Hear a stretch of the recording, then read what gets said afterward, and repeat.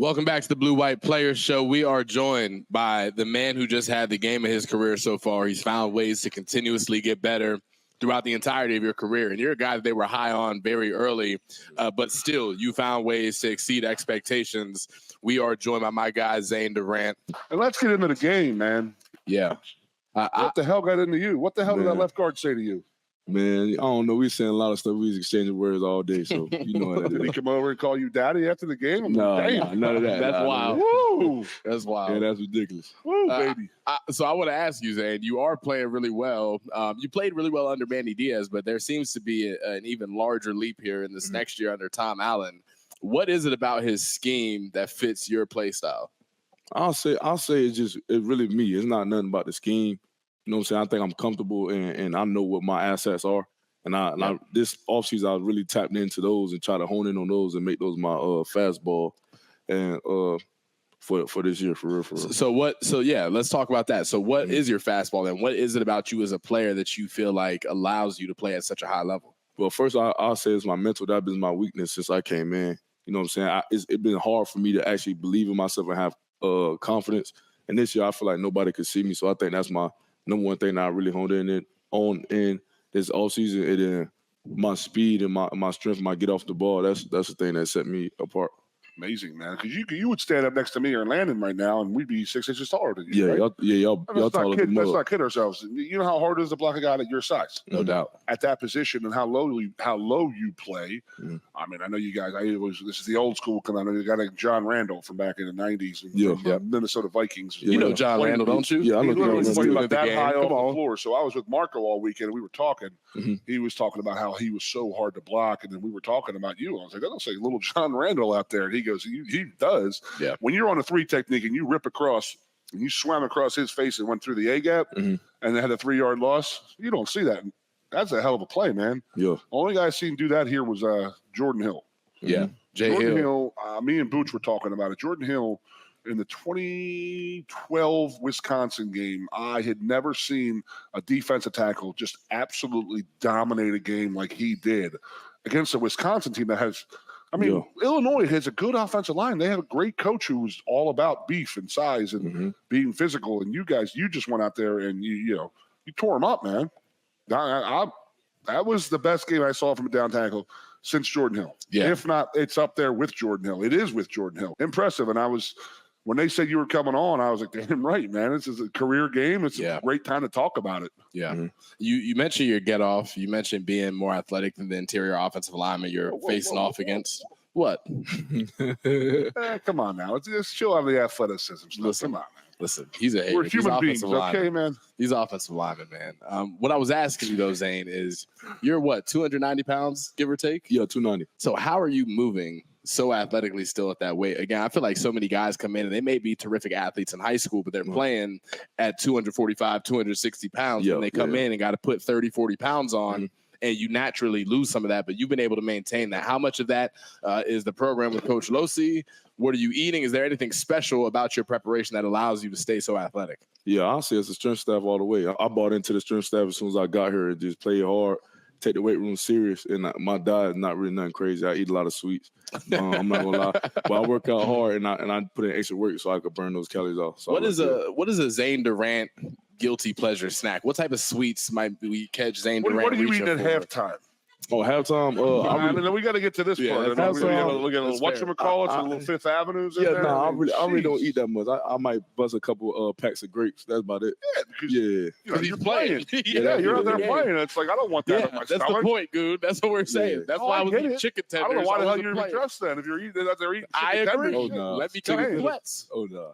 Anyway, that's not important, man. I'm not sure how we got here yet again. Buffalo chicken with all the coach. All the look at his number. Yeah. We got to get to the break. We'll be back with more questions for you, Zane, and more specifically about the Penn State football defense this season. Make sure to stay tuned on the other end of the break. Welcome back to the Blue White Players Show. Still joined by my guy, Zane Durant, also Landon Tengwall in the building yet again.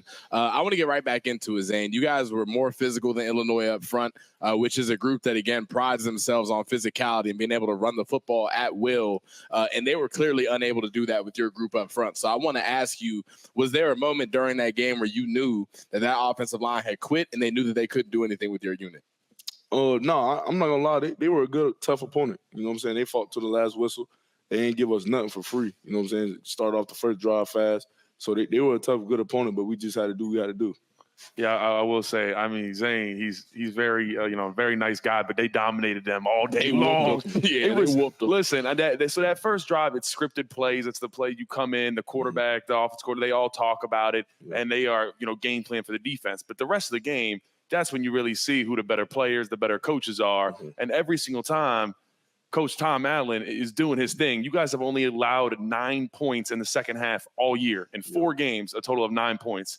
So, I mean, you guys are clearly dominant out there and able to adjust. What's it like to be able to play for a coach like that is just, continuing to just hammer in that you guys just being physical, being dominant, that type of thing? It seems like it's wearing off on you guys. Yeah, man, it's fun. It's fun playing for a defensive coordinator like that. You know what I'm saying? He got the same vision as us. We like to dominate as a defensive line. That's Penn State tradition. We want to take over games and let our linebackers play free and roam around and make plays and let the DBs take care of the back end. You know what I'm saying? So it's good for a coach to believe in us like that, and that really pays off for the D-line. Yeah, you talk about playing with some really good linebackers, other guys on the D-line. Mm-hmm. Abdul Carter just won Defensive Player of the Week for the Big Ten, and I'm be honest, if it wasn't for him, you probably would have won it. But Abdul had a crazy game too. Mm-hmm. The defense was just balling as a whole. 13 TFLs, tackles for loss. I mean, that I don't know the last time. Have you ever been a part of a game like that before? I don't know. Not since I've been here. Yeah. I haven't seen a game that down. I think the only one I would compare it to, I think 2019, we played Purdue. Somebody fact check me. We had 10 sacks that game, I think. So that was the one time where it was like, okay, this D-line is clearly taking over this game. And you guys played to that level, if not beyond it, because of what you did in the run game as well. It was impressive. But I do want to ask, you bring up Abdul. Obviously, we know about the 9. There's some other ends in that room who deserve their flowers as well. When you guys get in pass rush situations, when you earn the right to go pass rush, how excited is that group getting? How high is that group's confidence in those situations that they're going to be able to make an impact? Yeah, that's everything for us. You know what I'm saying? That's where we make our money at third downs or a long passing situation. That's where we see we get to open up and show what we could do. You know what they used to call third and long back at Penn State when I was there? What they call third and hawk. Because it was that's when I was standing. Third and hawk. I ain't buying it, hold it man. up. Third and hawk, man. Get him in there. I ain't buying it. Anyway, I want to ask more about your development. What are some of, not just your development either. I want to look at that defense really as a whole, because like Landon mentioned, you guys are dominant, really all 4 quarters, but especially that second half, you guys can become so restricting for the offenses that you play. How does this defense continue to get better throughout the weeks as the meat of the schedule continues to approach? I mean, we just got to be critical of ourselves. That's one thing that we do this year. We're not really looking at bigger picture. We're looking at what we got to do. The results will take care of itself if you do what you got to do. But technique-wise, we still got a lot of things we need to clean up to play our best ball in defense. I do want to ask you, Zane, just walk us through. Now, don't give the secret sauce away, everything you're doing, because you're doing it at the highest level. But can you talk about how you are opening it up for the linebackers? Similar how the offensive line, we block for the running backs to open the holes for them. You kind of try to absorb as many offensive linemen as possible to create holes for your linebackers to get through. Can you just talk about what that is like playing with Tony Rojas, Kobe King, some really great players? Yeah, so for sure, I don't see it as taking up blocks. You know me, I'm trying to make a play too. So I like it. They leave me one-on-one. I love that. I'm gonna make the play, so they know not to leave me one-on-one. So if they send more blockers, and they allow linebackers to come through. Right, I love that, man. So often you hear D coordinators and D-line coaches talking. I mean, they would do it to us. PJ Mustipher go in the game, you got to take on 2, let Micah Parsons run around and make plays. And I love, Zane, that you won't allow that. You're going to go make the play first. You're going to go out there. No doubt, man. No doubt.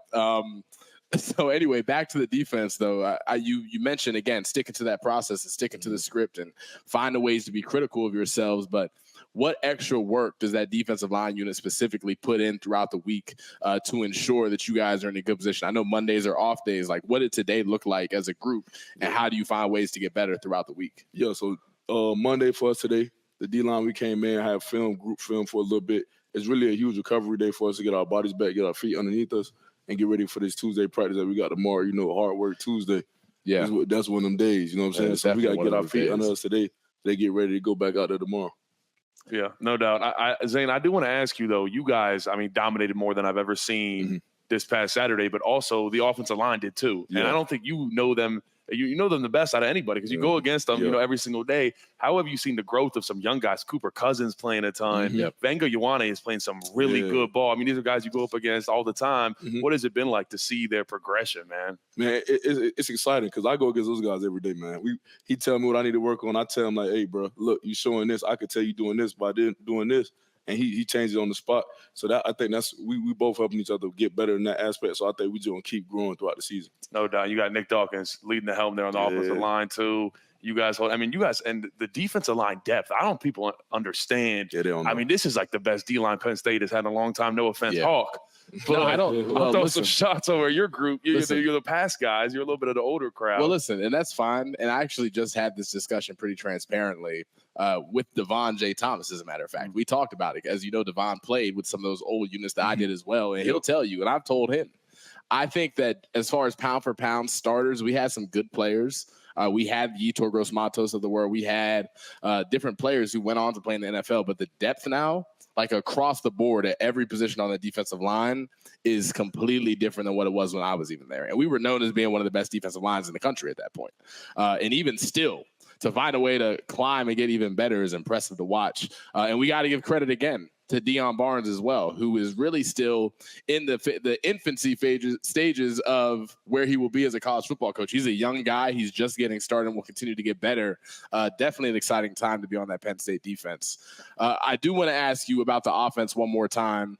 It's clear that Drew is playing with a crazy amount of confidence. I can remember being at a spring ball practice and watching the D-line go after Drew, and where maybe you would have thought that he would have cowered or tucked his tail a little bit, I see Drew yelling right back at the defensive line by himself, not worried about it, not scared, not ducking any of that competition. So you mentioned your own confidence. What have you seen out of your quarterback in terms of confidence this year comparatively to where he was at before? I think his confidence has grown a tremendous amount. We put that fire to him as a D-line, you know what I'm saying? So we make him come out, you know what I'm saying? We talk trash to him, we bring pressure. Coach going to dial up pressure during practice. We give him the hardest look that he ever got. So by the time he get to the game, everything else come easy and natural to him. And that's the thing. This defense is one of, if not the best units in college football. So if you're Drew Aller and you're that offense, you're already playing against tougher competition than you're going to see on 99% of your Saturdays, if not all of them. You're playing the best unit in the country. So how important, again, I want to harp on it, that iron sharpening iron attitude. That I know Coach Franklin plasters it on his doors, the most competitive environment of college football. Do you truly feel like Penn State has become that? Yeah, since day one, it's been that. You know what I'm saying? Landon knows when I first came in, I think I was 255. I went against Landon and Juice Scruggs. They took me for a ride, went to workouts. That was a rude awakening for me. You know what I'm saying? So, since day one, it's been like that, man. I don't think nothing's changed since I've been here. No, I will tell you what has changed is he's put on a lot of weight. So I do want to talk about Chuck Losey. We also got to shout out the training table staff coming with some great food now. So I know everybody's putting on. Goon's over in the corner with his hands in the air. They were feeding them just like a block of cheese and some rice back in the day. I don't know how they got away with that. The NCAA is forever elusive with that. But now we do eat very, very well. Like I mentioned, Chuck Losey. What's that been? In my opinion, we've all been around this group, this strength staff. It's the best in the country. What's it like getting to go to work every day with them? And I just want to preface this by saying we spend the most time with the strength coaches, more than our Coach 100%. Franklin, more than our position coach. So what does that mean to you to be able to work with that great group of men? Once you build a connection with them, a true connection, and like me and Coach Losey and Coach Tyrone Smith, those are guys I'm with all the time. We got a genuine connection. So when I go out there and work out and they say something's off, I know he's not trying to attack me. It's a real connection for he wants the best for me in the future. So that's why I know that's coming from. If you can develop a relationship that is built on like mutual respect with your strength coach, that's the best thing for you. Because I can just think, in my personal time at Penn State, there were many times where I didn't think I was capable of doing something in the weight room or on the field. But Coach Losey would come approach me before the lift. And he would look me in my eyes and say, "Come on, beast, get your piss hot." And you know what time that means. You know what it is. Well, you had it a little bit different than saying because Losey, for us, for the most part, I had Deej for 1 year, but Losey was your actual position coach as far as the strength. What was that like? That was a different time, man. That was a different time. Coach Losi, you can't. He doesn't have an off day. So if you come in there and think that he's going to feel for you if you're having an off day, you just got the wrong guy. That's not his forte. Yeah. But he, at the same time, and Zane, you can attest to this. Coach Losi, if you're one of his guys, will go to battle for you with anybody at any time. And you know he has your back, and that's what makes him so easy to respect, Zane. For sure. On that note, I want to ask you, and we'll get out of here soon, but I know you're a freak in the weight room, like super duper strong. So I want to know, on the squat rack, what is your max? What is your squat max? Springtime, I thought I did like 565 for like 5. For 5 of them. Quick, just 5. Yeah, nothing major. How about bench? I think I did 385 for like 6. Okay.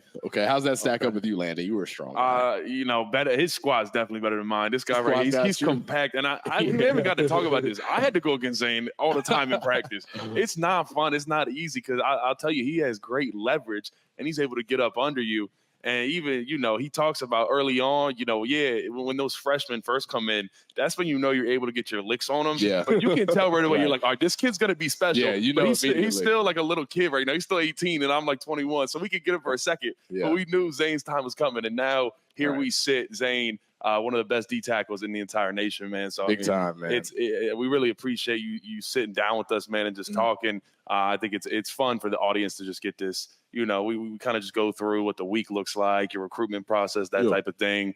So we really do appreciate you sharing that with us. I do want to say, obviously, got UCLA coming up this week, and then a couple other things coming up.